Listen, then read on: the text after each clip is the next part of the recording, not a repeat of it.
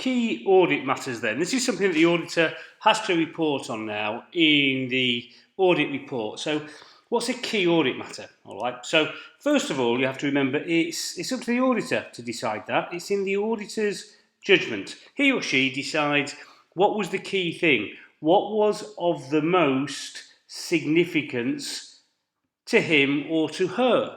Okay, and it'll come from the things that he or she talked to when they was talking to those charged with governance, because you talk to those charged with governance about big issues, wouldn't you? So it's significant issues in the auditor's judgment. All right, now that can be quite a big thing. So how do you know what is significant and what isn't significant? Well, it has to be very, very specific. You can't just have a list of things that are always significant, okay? So it has to be specific to the individual audit, so that there's no set amount of the number of key audit matters you might come up with. It will all be affected by, it all depends on the size and the complexity of the company that you're auditing. Okay, so very, very specific. It's got to be relevant to the users of the financial statements. And how relevant it is how significant it is, okay? But you cannot overload them because it's key audit matters, okay? So don't overload, don't tell them this is everything that we did, all right? So we can have no lengthy lists. Lengthy lists of things basically means you've misunderstood it, because it's not key then, is it? It's just a list of stuff. We want the key ones, okay?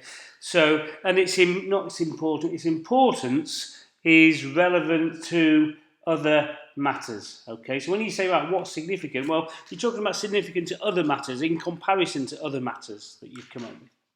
Okay, so what types of key audit matter are there? All right, the first one I've got here, things with high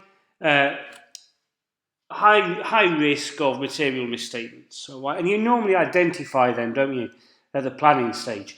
So that would definitely be an area that is a possibility of having been a key audit matter, because if you've identified it as being a risky area, then it's the bit we need to understand, okay? But obviously, this is areas then that needed judgment from management, because if it needs judgment from management, that's where they can try and trick us, can't they? It could be any unusual transactions. That would be risky areas, okay? But we're not just saying that all risky areas are key audit matters. It all depends on other things, okay? Like this, was there any critical estimates involved? For example, was it on financial instruments? Was it fair values? Was that really key in what we did? Was it in how we looked at provisions, the estimates for provisions, or when you're doing impairments and you're looking at the recoverable amount, that sort of thing? All of those could be types of key audit matters. Any significant event happened during the year, that therefore needed a lot of time. It could be the acquisition of a subsidiary, for example. Okay, that would take quite a while. It could be regulatory or accounting policy changes. All right, that meant that we needed to spend a lot of time on this. Okay, so these are just ideas of what a key audit matter could be. So considerations then in choosing which ones to choose on what they should be. Think of things like, do they have an effect on the user's understanding of the financial statements as a whole? How much subjectivity was needed compared to others in their industry? The nature and the materiality, obviously. So kind of like the quantity and the quality of material misstatements related to the matter. How much audit effort did we have to put in? How much specialised skill did we need to put in when we were doing our audit procedures? Any external consultations? Did we have to go outside of our own knowledge? Because, if we did, then presumably, this is a bigger area and things that needs a bit more judgment. The amount of, here you go again, look, the amount of subjectivity needed by ourselves, not just by management, but by ourselves. The control deficiencies around that area, because the more control deficiencies there are, the more significant any material misstatements, the more risk is likely to be there. The effect on other audit areas, you might have a long-term contract, and that would affect maybe accounting estimates, revenue recognition provisions, that sort of thing. So lots of different things to choose from, okay? So that's what a key audit matter is. Things that, in our judgment, were the most significant things that happened during the year. But they've got to be very specific. Now, how do we communicate those key audit matters to our shareholders? Well, we do it in the audit report. And what do we say? We say, look, this is why I think it's the most significant. This is why I think it's a key audit matter. And this is how I dealt with it.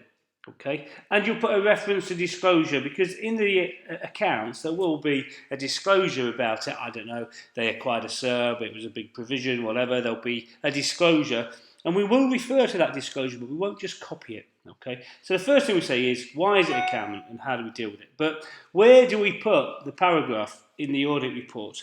And so it's as close to the audit opinion as possible, because in that way we are showing its importance.